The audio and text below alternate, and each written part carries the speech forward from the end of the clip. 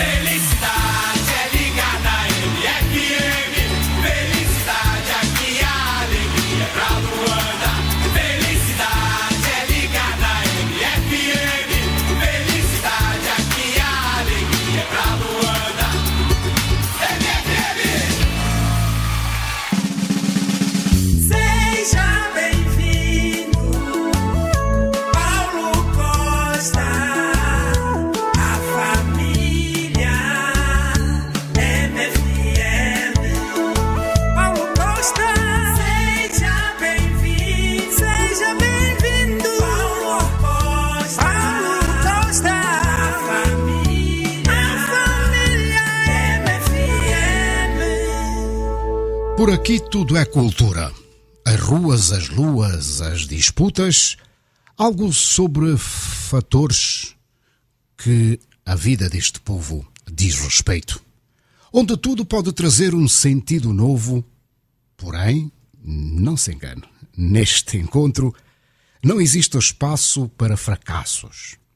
E sem dificuldades, por aqui, um sorriso a abrir vale sempre e muito a pena. Seja também nosso convidado. Faça parte deste final de tarde aqui na Batucada da MFM. A nossa energia sustenta toda a nossa proeminência, a nossa elevação.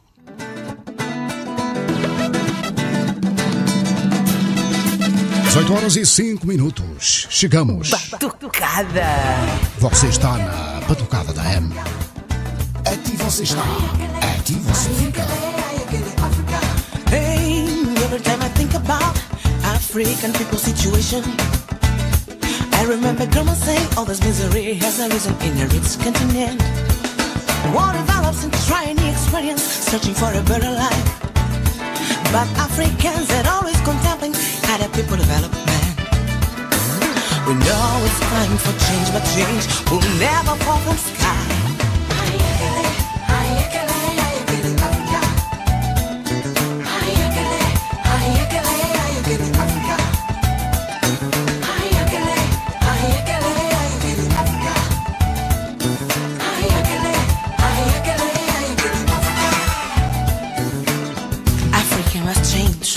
Africa is a continent with everything to be the best. I believe in you, Africa. Sometimes it seems as we didn't understand what it is to be an African. We've got essential to be a proud and respected people too.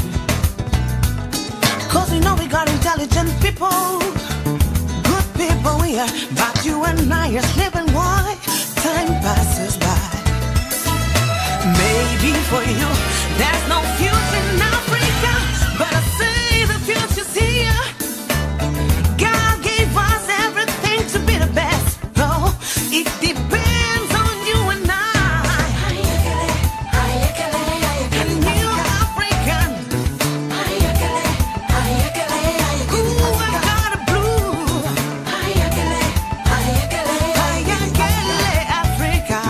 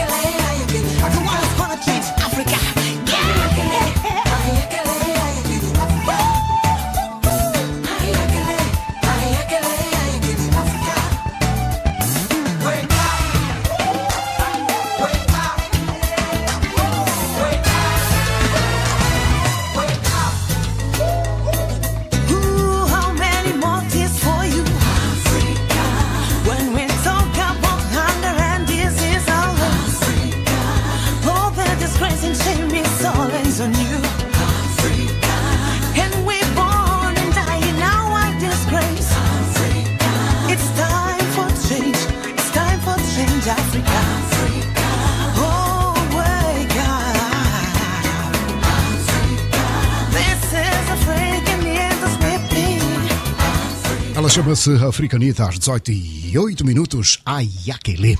Quarta-feira, o 05 de novembro, você está na sintonia certa. Sabe qual é? 91.7. NFM, lado a lado com você. 91.7 MFM. MFM. Todo dia, toda hora. 10 anos. Com você na MFM.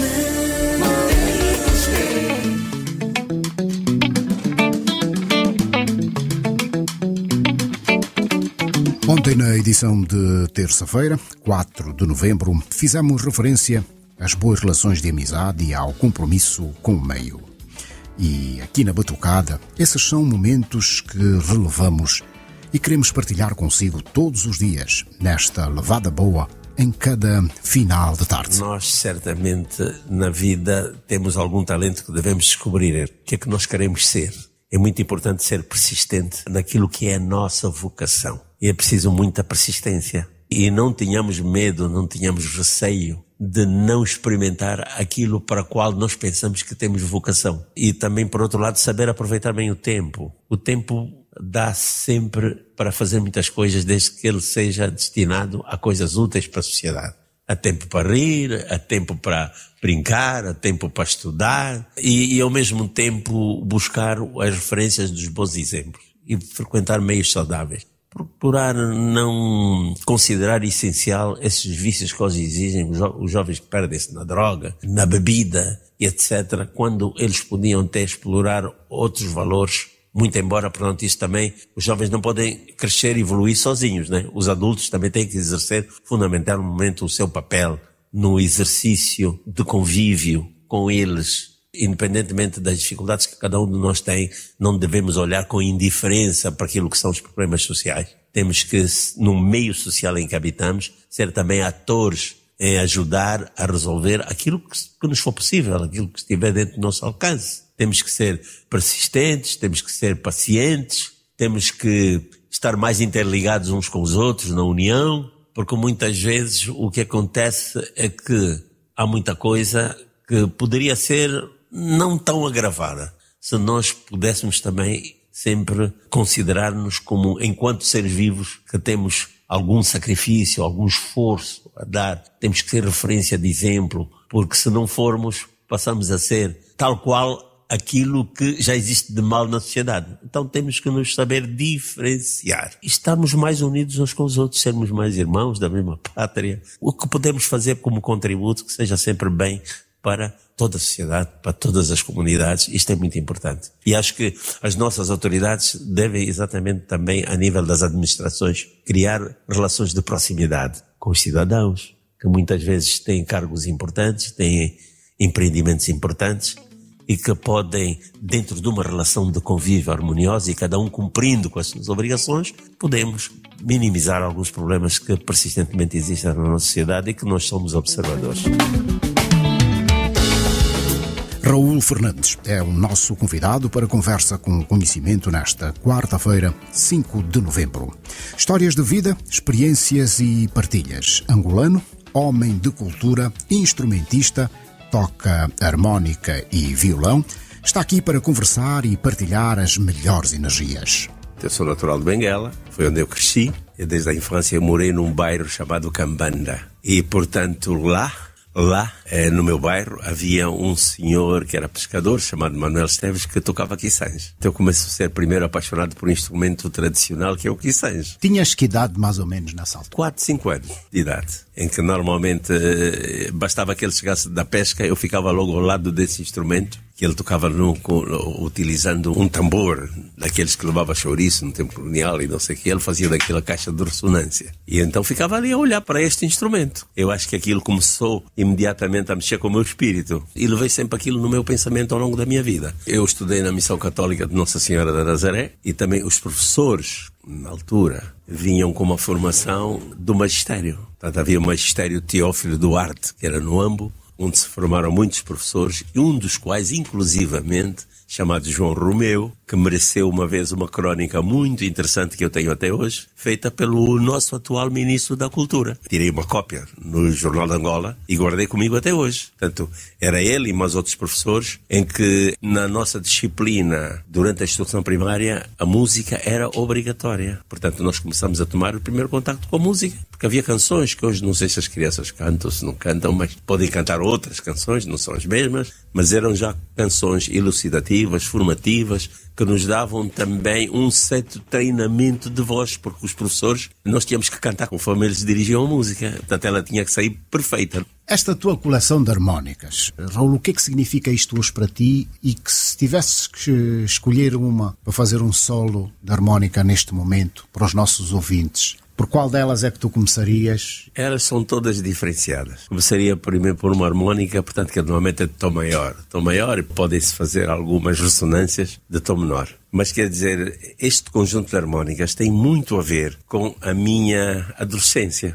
Eu vou para o Seminário Menor da Cala aí com 14 anos, em 1966. Eu vou para o seminário porque o meu irmão mais velho já estudava no seminário. Portanto, os padres, naquela altura, eu estudei na Missão Católica de Nossa Senhora da Nazaré, escolhiam, assim, determinados alunos que eles vinham com uma certa tendência religiosa e que eles escolhiam para mandá-los para a continuidade dos seus estudos para o seminário. O seminário formava sacerdotes. Era o meu irmão e havia o Pedro Semedo, irmão do meu grande amigo que eu tenho hoje na minha memória, que é o Orlando Semedo. O Pedro Semedo era um excelente jogador de futebol, mas o Orlando Semedo, apesar de estar no terceiro ano e entrar para o primeiro ano, tornámos-nos imediatamente amigos quando fomos para o seminário. Orlando Mendes Semedo, que é o pai que está na raiz, na construção daquilo que é hoje o Impactos 4. O pai do Jorge, o pai do Jorge, o pai da Iola Semedo, da Eduína, do Alcino baterista. Portanto, este Orlando Semedo para mim é uma referência muito especial e que eu guardo na minha alma, porque através dele eu comecei a sentir, a pulsar a música em mim. Ele era muito especial e já manifestava o seu talento para a música, apesar o nosso direcionamento a nível da nossa instrução era para nos formarmos como sacerdotes. Mas o Orlando Semedo era um homem talentoso. Também sabia jogar futebol. Era um bom homem de teatro. Ele, mais um padre chamado Luís Congime, bastava que aparecesse no palco quando havia aquelas sessões na nossa academia São Domingos Sávio, no Quipeio, no seminário do Quipeio. As pessoas já começavam a rir. E quando o Orlando Semedo abrisse a boca e começasse a fazer a sua atuação, a sala enchia-se de risos e tudo. Não era um homem só com tendência para a música, mas era um artista, de facto, muito multifacético. Tanto mais é que, na altura, eu vejo muitas vezes ela tocar harmónica. Ele tocava harmónica, aquela harmónica que tinha o desenho de uma varina. Quer dizer, ele tinha tudo que tivesse som, o Orlando mexia. Para além de que, no seminário, nós tínhamos também como disciplina a música. Aprendíamos a teoria musical, tanto com a pauta, clave de sol, clave de dó, aquelas notas todas, sustenidos, bemóis, tudo. A gente aprendia lá no seminário também. O Orlando começou a se aperfeiçoar e cada vez mais a enriquecer o seu talento através dessa disposição de instrumentos que existiam lá no seminário. O Raul disse, tudo que produzisse som, ele mexia. Ou tudo que ele mexia, produzia som? Produzia som naquilo que ele mexia. Por exemplo, se ele sentasse numa bateria, tocava. Ele tocava acordeão. Se aparecesse um instrumento, um saxo, ele punha na boca, tocava. Guitarra, e tanto mais que ele era o chefe do conjunto. Ele que comandava. E eu comecei-me muito a ligar-me, a conectar-me muito, e ele também me chamava porque ele dizia que eu tinha uma voz excelente para poder ser o vocalista do conjunto, que depois se chamou o Conjunto Estrelas do Sul. Eu era o vocalista principal. Antes de chegarmos aos sonhos, e é uma matéria que normalmente nós abordamos na Batucada, em textos de abertura na Batucada, em que nós falamos dos sonhos. É mais do que uma palavra, é um sentido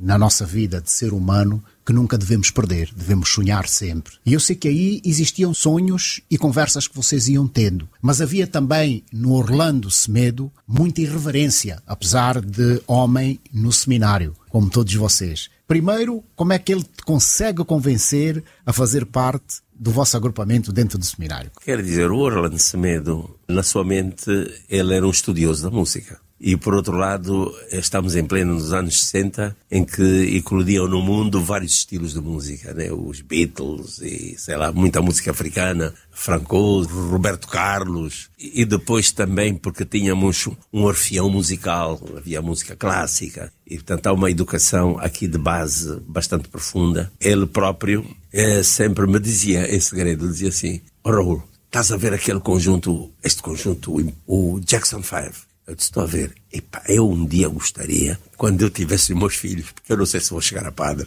eu se tivesse meus filhos, iria formar um conjunto, eu iria ensiná-los para eles serem músicos, terem já uma carreira profissional de músicos, como se fosse o Jackson 5. E naquela altura ouvia-se músicas, Otis Redding, Percy Sledge, Roberto Carlos, também havia música angolana que eclodia, não é? No nosso próprio espaço musical, os Negoleiros do Ritmo e outros conjuntos que por aí havia. Música cabo-verdiana, porque ele na essência tem uma origem cabo-verdiana, e portanto o Orlando, vamos lá, sentia um impacto muito grande e tinha esse sonho a realizar como se fosse algo que, enquanto ele ser humano, um dia que constituísse a sua família, os seus filhos teriam que aprender necessariamente a música. E nós, durante férias, muitas vezes nos encontrávamos e íamos tocando. Ele tinha uma guitarra, íamos tocando, e mas principalmente no seminário, porque havia depois os intervalos à noite ou depois do almoço, que nós íamos para uma academia nossa. E eu então ficava lá com ele. E ele é que me obrigou eu a aprender a tocar guitarra. Ele disse: não, tu tens que aprender a tocar guitarra. Por incrível que pareça, ele inclusivamente arranjou um pedaço de madeira, desenhou as cordas de uma viola e disse assim: olha, tu vais começar a fazer essas posições assim, esse ré, esse dó, treina os dedos em cima da madeira, imagina, vá, faz isso. Eu fazia aquilo e ele cobrava. Já fizeste? O exercício, o trabalho de casa. Já fizeste? Nessa então, altura, nessa altura que idade tinha o Raul? Portanto, eu tinha 14, 15 anos, que é logo que eu entro para o seminário. Ele está no terceiro ano. Ele fica depois mais 3 anos só. E esses 3 anos foram muito intensos na nossa relação. Inclusivamente, quando vinhamos de férias, ele disse-me assim, chegou uma altura, ele disse assim: agora tu estás preparado. O Conjunto Estrelas do Sul vai ter como vocalista principal, tu é que vais ser o vocalista. Eu disse: tu. E tens que acompanhar a moda. Orlando Semedo. Orlando instrumentista. Orlando instrumentista, e o Orlando era o chefe do conjunto. Ele é que mandava. Ele disse assim: tu vais ser o vocalista. Nós vamos de férias e prepara-te já. Calça, boca de sino, camisa 1000 flores, sapato a Percy. Mas isto porque num ano anterior, o Orlando Semedo tinha assim uma certa referência, ele queria manifestar a sua personalidade tal qual como ele era, e era aquilo que eram os seus sonhos. Quando começa com todas as regras do estudante seminarista. Exatamente. Quando começa as grandes modas do boca de sino e etc. A malta, eu fui para o seminário, nem pensar nisso, vestir aquilo, cabelo gym, no seminário não se admitia isso. Nós éramos aí uns 300 e tal alunos lá. O Orlando Semedo vem de Benguela vestido como um jovem do tempo. Gym, óculos verdes, eu lembro muito bem, lentes verdes, casaco a Dr. Givago, calça boca de sino, sapato a Percy. Era o único, entre 300 e tal alunos, é o único que se apresentou dessa maneira. E nós, durante a viagem de comboio, nós todos preocupados, se o Orlando vai ser expulso.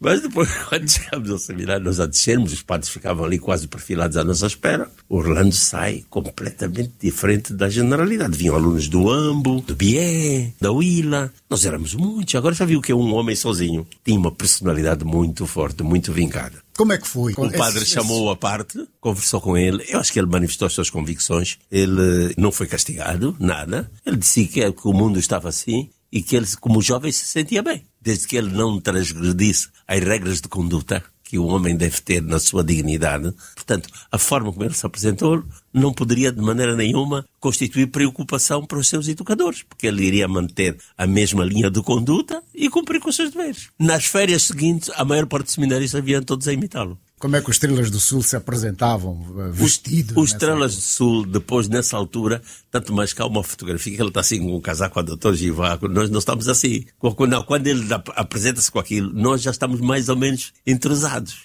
Então, os Estrelas do Sul começaram, a partir, passou a ser um conjunto musical que subiu ao palco. E havia uma festa dia 13 de abril, que era a festa da família de seminarista, em que vinha muita gente de fora, que eram os pais dos seminaristas, e ali tínhamos alunos de todos os estratos sociais, desde o camponês mais pobre, sem qualquer discriminação, negros, mestiços, filho do camponês, filho do operário, filho do mais rico do Ambo. Nós vivíamos todos no mesmo ambiente juntos e temos fotografias do género. Que recordações em memória podem ser contadas desse vosso tempo quente, onde jovens seminaristas, muito jovens, encontravam-se de vários pontos da nossa Angola e que se juntavam por um propósito: educação, academia, formação, num regime que a impressão que nós temos de maior rigidez, maior responsabilidade naquilo que tem que ser, por causa da vocação onde vocês estavam a inserir. Quer dizer, a formação nossa era exatamente voltada para a formação do homem. Eles eram bastante exigentes naquilo que deviam ser as virtudes humanas, na essência, no modo de convivência, tanto mais que nós não éramos só estudantes. Nós, para além disso, tínhamos trabalhos de campo. Trabalhávamos na enxada mesmo. Os trabalhos eram distribuídos, havia semanas que ia uma equipa para a cozinha, para lavar pratos e tudo. E portanto, o próprio seminário estava de tal maneira organizado que tinha chefes de equipa, não só o chefe de turma e outros, mas até para os serviços gerais existiam pessoas que eram os mais velhos, que normalmente que tinham que dirigir a questão da higiene, a questão da segurança alimentar. Tínhamos uma cozinha grande e ao mesmo tempo tínhamos a parte essencial que correspondia àquilo que era o sentido da nossa aprendizagem, que era a vida religiosa, né? Nós tínhamos aulas de religião e moral e também nós convivíamos com toda a comunidade limítrofe. Muita gente ia para lá assistir à missa e etc. Nós convivíamos com toda a sociedade e sem qualquer discriminação. Mas também nós já tínhamos lá dentro do seminário algumas pessoas, mesmo padres, que tinham consciência nacional. Porque houve um ano que a PIDE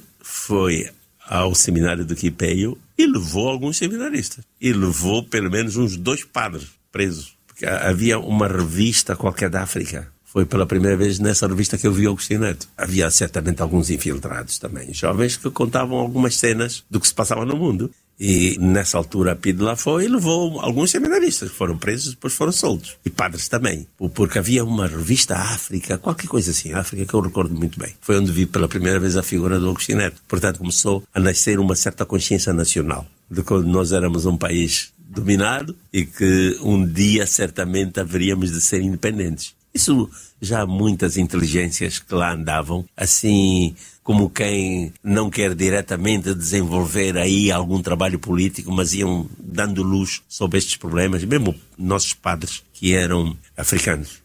E chegaram à conclusão do sacerdócio, como é que era frequentado o seminário? Normalmente o que acontecia é o seguinte: uma grande maioria não seguia a carreira sacerdotal. Naquela altura valia muito quem tivesse, por exemplo, um 5º ano, já tinha garantido um bom emprego a nível do mercado. Quem tinha o 7º ano também. De maneiras que havia uns que mesmo que desistiam, saíam. Mas a nossa formação era muito sólida. A nossa classificação, a validade dos nossos certificados tinha que ser sancionada. Nós tínhamos que ir ao AMBO fazer os exames dentro dos liceus, do 1º ciclo, do 2º ciclo, e depois iam os seminaristas, depois do seminário menor, iam para o seminário maior, no AMBO, onde estiveram muitos indivíduos. Alguns chegavam ao padre, outros não chegavam, e seguiam a sua carreira, né? Ou seja, sabe, primeiro, um recente, que faleceu há pouco tempo, o Dr. Paulo Chipiliga, passou pelo seminário onde eu estudei. O bispo Eugênio Salesso, já é falecido. Figuras importantes que hoje existem e que passaram por aquele seminário.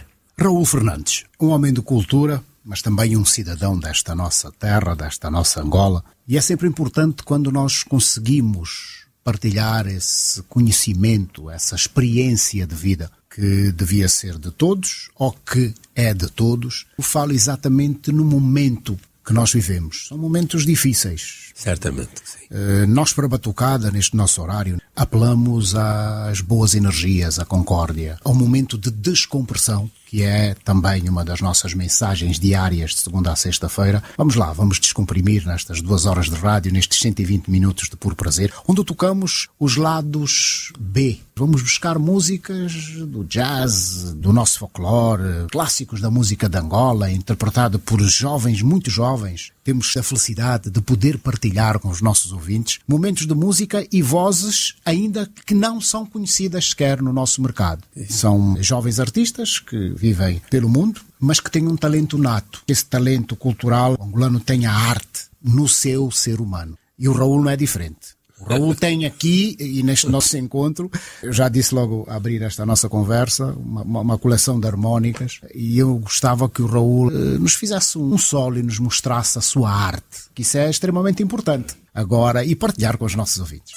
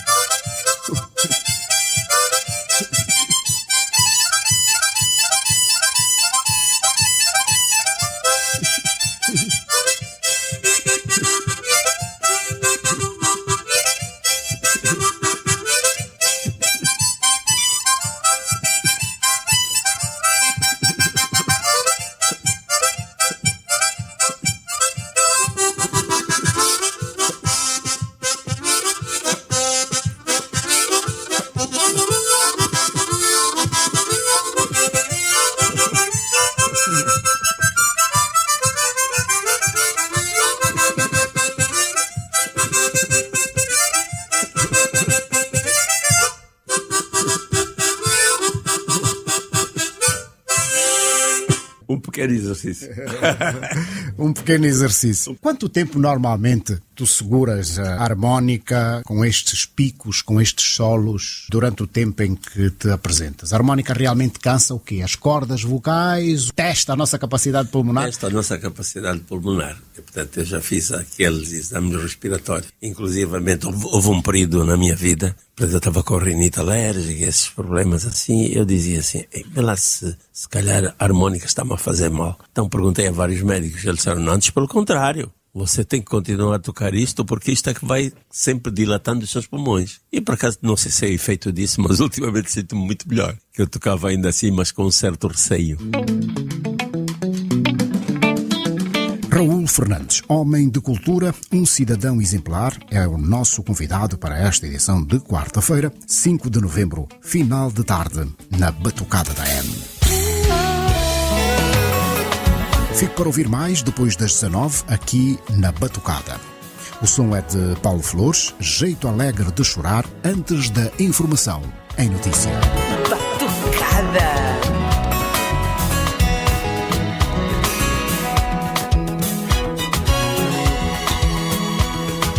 Eu queria ser um cantor, queria ser o ator principal da minha vida. Eu queria saber o que é certo, hoje que o fim está mais perto, pra não chorar na partida. Eu queria entender o amor, disfarçar a dor por trás do teu sorriso, fazer o que for preciso para encontrar a saída. Eu sei, a vida é sofrida, a gente se aleja, mas quem viva na peleja, ouça e nos proteja. Apesar da tristeza, eu só vivo a cantar. Oh, meu lugar. A gente tem um jeito tão alegre de chorar. Até os endinheirados, título posto, invejoso, tem inveja desse povo, tão feliz no seu chorar.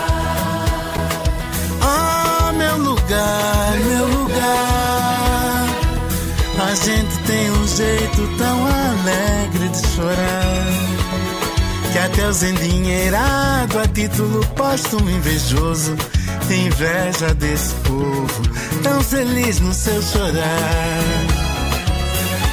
tão feliz no seu chorar,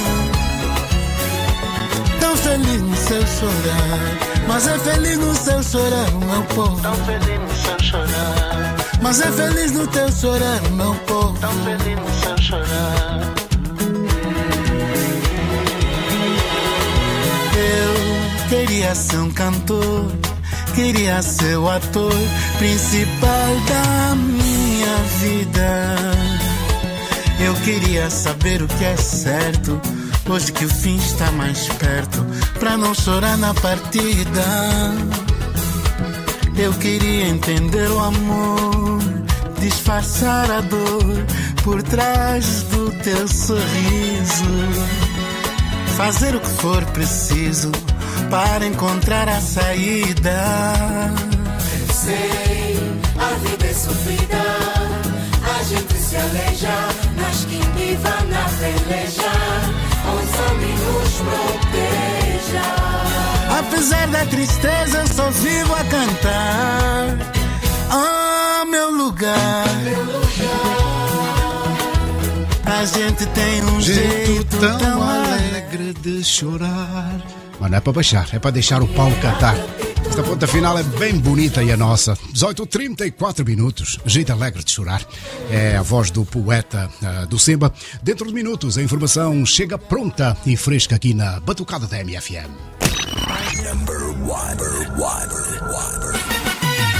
Nós trabalhamos pra você, pra você, pra você. MFM. Boa noite. As notícias. Informação 18h36. A Conferência das Nações Unidas sobre Mudanças Climáticas, a COP30, acontece entre os dias 10 e 21 neste novembro na cidade brasileira de Belém, capital do Pará. Estudos indicam que a Amazônia brasileira perdeu 52 milhões de hectares de vegetação nativa entre 1985 e 2024. Estudos recentes dizem ainda que a desflorestação altera a troca de calor e vapor da água com a atmosfera, o que provoca um aumento das temperaturas. Por cá, Angola apresenta eixo prioritário para melhorar a biodiversidade em África. Angola e a Alemanha reforçam cooperação entre vários setores com destaque para a saúde. Assuntos para acompanhar já na informação, na voz de António Bento.